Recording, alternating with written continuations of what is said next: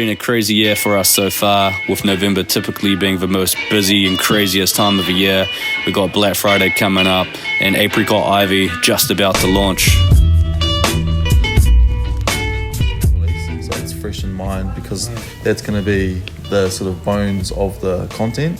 It's going to be leading through a release and taking them through the shoot process, the fit process, and right through and we to. also want to take people through like almost like how we design. Yeah. You know what I mean? Yeah. So like us going through swatches and handing over and doing handovers. Yeah, exactly. That stuff's sick, man. Yeah, I think that's. So I think it's like it's a mixture.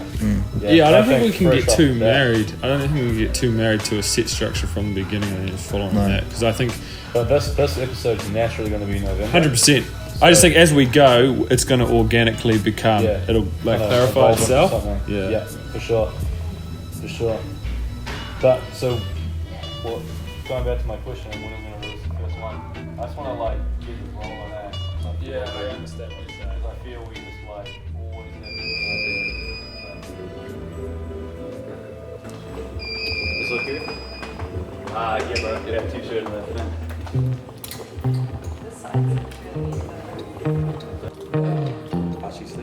So we're in the photo booth yet again, shooting our brand new collection titled Apricot-Ivy in Mount Albert, a little suburb within Auckland, New Zealand. This is probably the most enjoyable part of the process, putting all that hard work finally on camera and then releasing it to the world. So this brand new collection is titled Apricot-Ivy, which is built more on a Kiwi summer-inspired palette of bold burnt oranges, got some soft misty moss and sunset apricots, some shaded dusty greens, and a bunch of pop and cool illustrative styles throughout. And we're really just looking forward to putting this out there.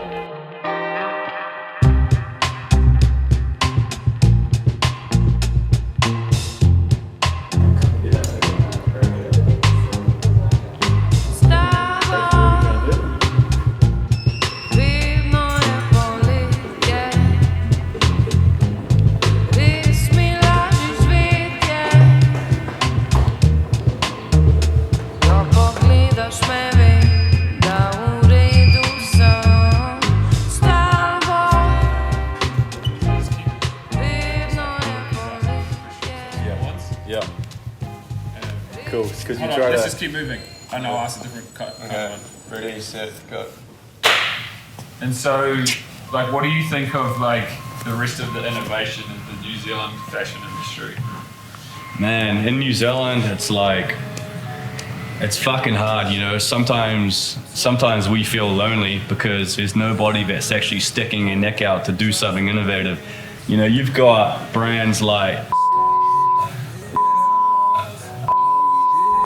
you know, all these dudes, and all they're doing is just chasing us and copying us. And I admit, we've had a 2-year period, 3-year period where we haven't, you know, shifted the needle that much. We haven't innovated that much because innovation is hard. And the thing is like, you have to pursue that, because a good idea or innovation doesn't just stumble across you. You got to pursue it. Therefore it's difficult, therefore it's hard, therefore it takes a longer while than you expect. So I think for us in the last few years, you know, we've actually been pursuing it and finding it. So there's a lot of brands that are almost kind of waiting for what we want to do next. And that's not being arrogant, that's just stating the obvious. And I know there is a lot of people that do say that, like, oh, when are you gonna do something new, I Love Ugly? Like, you know, I remember when you did the fucking Zesby, or you did the Sosa jersey and G-Eazy and, you know, Blue and Odyssey and Kanye and A$AP Rocky, and all these guys are wearing your shit, but now that doesn't happen anymore. Well, like, what's happened? Have you fallen off? And the thing is we haven't fallen off. It's just the game's changed a little bit. And what we're trying to do is figure out our style and our flavor in this new game. And that takes a while. And the thing is, it's actually not for ones. It's, you know, it's not the one-hit wonders. Like, you know, we're not trying to be a one-hit wonder. We're trying to be here for 10, 15, 20 years. And what I've really figured out in my you know, few years doing this is it's better to, you know, be slightly under the radar, do it consistently well, having it so your customers almost know what to expect, but at the same time they're still looking for that little bit of surprise, that little bit of edge. And yeah, that's a lot of hard work. You know, we had to do a lot of reshifting in our business, and we had to, you know, gut out a few people and get a few new people in order to kind of get to that next level. And yeah, for us, that's a constant challenge. But it's all about the quality of question which you ask, because you can be going through some deep shit, whether it be with the bank, whether it be, you know, stuff that you're doing may not be resonating with your customers, but you just got to change your question and ask yourself, how is this great? What am I not doing? What am I not seeing? Where's